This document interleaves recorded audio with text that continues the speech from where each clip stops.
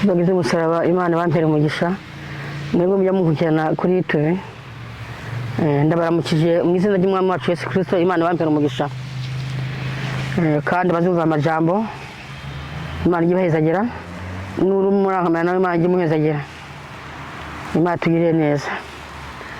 Ndaje kandi tugira ikintu tuvugana, tugira ikintu duhanurana, tuvugana ku ijambo ry'Imana, tubine muri kino gihe turimo ukuntu ibintu birimo birayangara abantu b'Imana. Imana tugirire neza kamaze senge.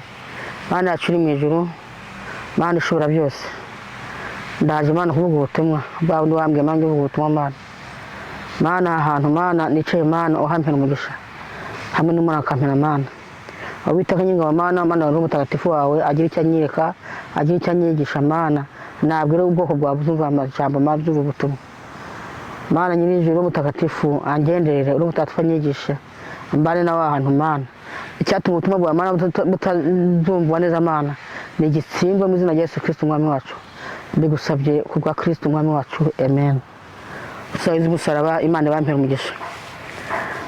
Ikintu noneho ngira tuvugeho cyane, tujya tuvuge ku bintu birimo kwinosi ubunyine kandi birimo birakora. Satani arimo yiyoberanya kandi agaca muri twebwe tuvuga ubutumwa. Satani arimo arakora adukoresheje kandi arimo adukoresha mu bintu by'ubwenge, ariko utatahura wowe ubyumva wumva ngo umukozi runaka ni ufise amavuta, kumbi ntayo. Kumbi ntayo. Tumenye n'abakozi b'Imana tuba tukwica umurimo w'Imana kandi tukabica mu buryo tutazi. Satani akatuyobya natwe tukabayobya. Bantu b'Imana, sintinya kubivuga ndumuvuga ubutumwa. Imana yantumye ndababwiye mvuye ubutumwa, mvuge mbabwire mwihane mutare n'igira 10. Ubundi nawe uza nawe akabwira ubutumwa. Bantu b'Imana twese tuza mu izina ry'Umwami wacu Yesu Kristo uri mu ijuru.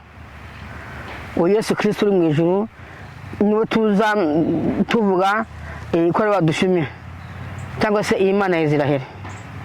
Ariko uko turavuga Imana cyangwa Yesu Kristo ntabwo ariko bimeze. Bantu b'Imana, wowe muntu ugifite amaso mu Bibiliya ntuhendwe. Wowe muntu ufise icyo waruzi ntukinyagwe ngo twarwe n'ibishyashya birimo biraza.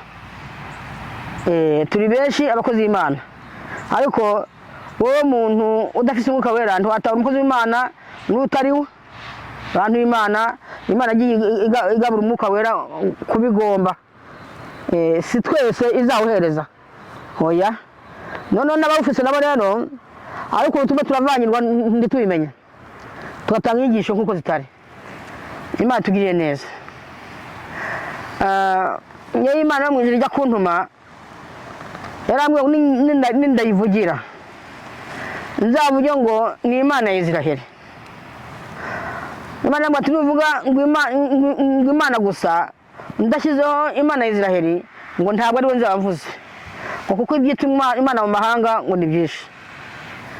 Bantu b'Imana, icyo ni icyambere. Uwo ari we wese uzavuga ngo Imana cyangwa se ngo Mungu adashyizeho Mungu wa Israel cyangwa Imana ya Israel, uwo si we ngo ntabwo ari Imana azavuze. Icyo kintu mucyumvirize niyo mu bantu batuye isi, namwe bakozi b'Imana.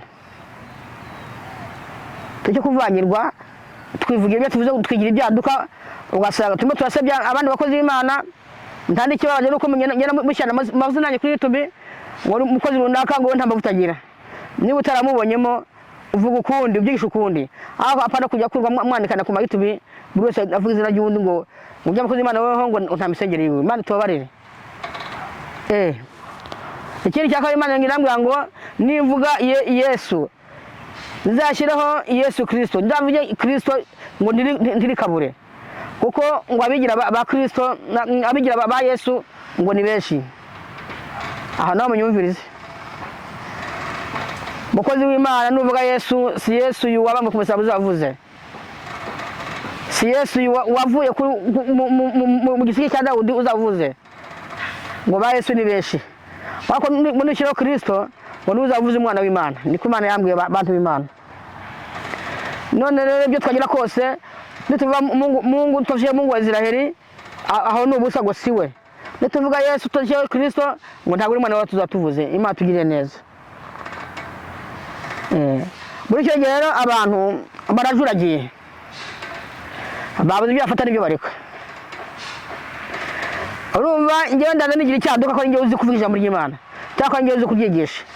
Ariko akaba hari nk'ibintu turimo turatanga mu nyigisho ibinyuranye nuko Bibiliya itubwira. Imana tugire neza. Nawe murimo murabibona. Ariko mutahure. Ndaza kubabwira hanyuma rero ikintu cyatuma dusega mu kuri. Cyatuma tumenya ngo umukozi w'Imana ukuri n'uyu nyine kwere. Bantu b'Imana.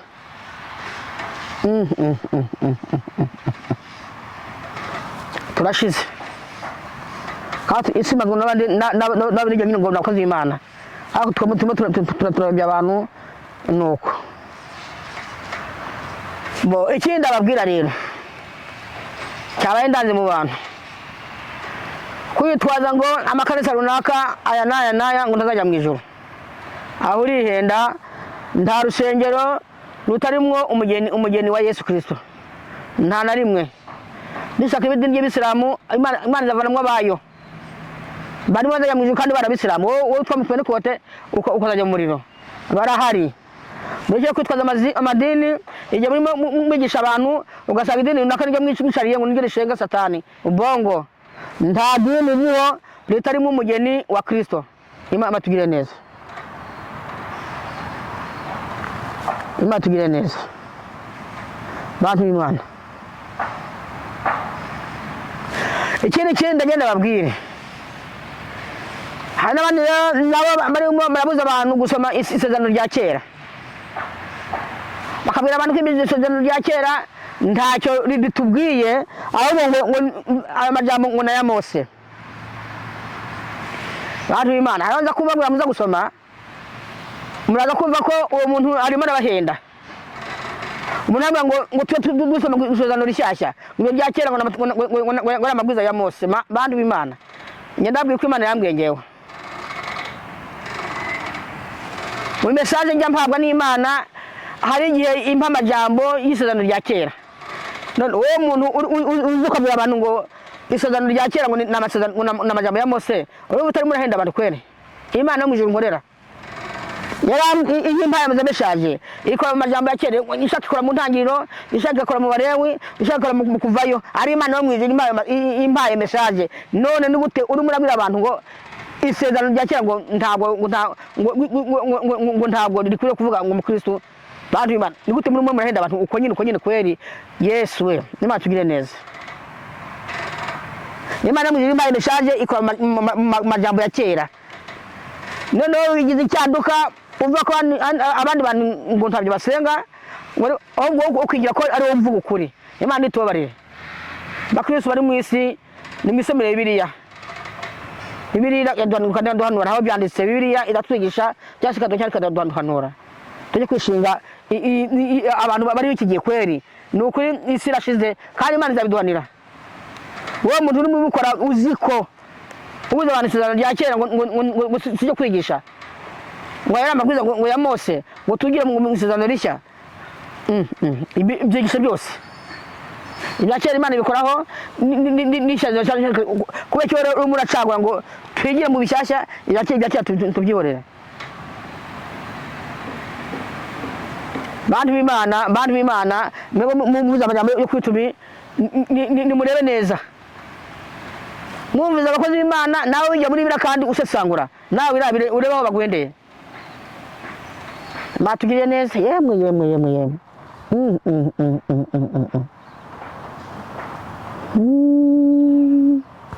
Abandi bagatesha amavuta yiyerayo.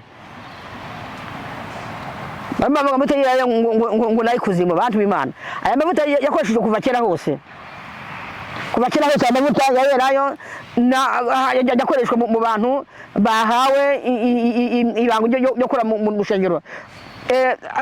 Kuva kera hose amavuta yayerayo niyo bakoresha.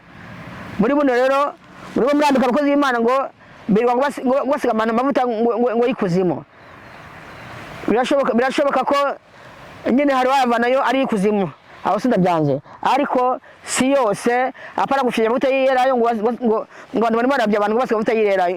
Numva rero tube turapinga ibya kera, ibya kera bisezerano bya kera tube turabipinga, kandi Imana yo yabishyizeho ko amavuta yera abakozi Imana basengeye azajya arobanuzwa abantu umwanya mu shengero. Imana tugire neza, Imana tugire neza. Ikindi kandi uku kuvuga ngo umukozi w'Imana runaka ukamuvuga mu izina, bantu b'Imana kweri kabisa turimo turaca intege abatwumva. Kuba umukozi w'Imana kwa yeweho ntacyo amaze, izina ryiwe ukaritangaza ukarivuga, simba nubwo Kristo ni bava ku Mana bene wacu. Nibuga umuntu garuka amajambo avuga adakwiriye, ariko ntuvuge n'izina ryiwe. Bantu b'Imana uko gutangazanya amazina YouTube yuzuye gusa insaku kuri bamutukarana, aho muzanira abantu ibifite akamaro, ahubwo amazimwe n'umunyara ku YouTube. Imana tugire neza. None ko akabatwumva ari nabo banyine barimo baduhinyura ngo abasaba abakozi b'Imana kweri, none murimo murubaka akazi k'Imana, umurimo w'Imana cyangwa murimo mnawusambura? None abo mwirimo muvuga ko umukozi w'Imana weho mwakoresha amavuta ngo y'ikuzimu, sha ari bari kuzimu waruhare. Bantu b'Imana yemwe murimo murafobya umurimo w'Imana umuntu yamuhaye. Imana tubabarire ibyo ugaye yego bivuge, ariko uko kuvuga ngo runaka weho ntabyo asenga, kuko ahera amavuta yiwe, aho yahera umurimo wo gusenga no gusenya abarwayi ntiwari uhari. Bantu b'Imana, Imana izaduhora umuntu dufise, umuntu utavuga iby'Imana, umuntu utavuga abantu ngo bihane, umuntu utavuga abantu ngo bakore icyo Imana igomba, ahubwo tuba dutangazanya amazina kuri tubi. Imana tubabarire. Yesu matabari. None ko bigira wowe umuntu usenga neza, ega nawe wakwicarira akakudondora, nawe wasanga nawe uri inyuma y'abandi, wasanga uri inyuma y'abandi. Ka satani ikiwe ni ukwihaya. Iyo utajya kwihaya wowe ngo ni wowe uzi byose, aho nyine baguye satani muba muri kumwe nawe. Tujye kwata rero ngo tuba tuzi gusenga, tuba tujya gutehoya, duhanurane kandi dusaba Imana imbaraga, dusaba Imana imbaraga. Mana yanjye. Ariko aha hose rero Mana yanjye, aho hose ndababwiye icyamuhimo. Bibiliya nina kukubwira ngo Imana yavuze byumve, ariko ubanza nawe usenye bati none umuntu avuze ni bya ukweri. Aho nabwiye ko isezerano rya kera ririmo barifobya, umuntu yambwe ngo mu isezerano rya kera ngo ni bya Mose, ni ukuri abahenze kweri. Ahubwo ni murebe, kandi nabwiye ko Imana ibaye message ikora mu mandiko yose, kuva ku ntanguriro kugeza ku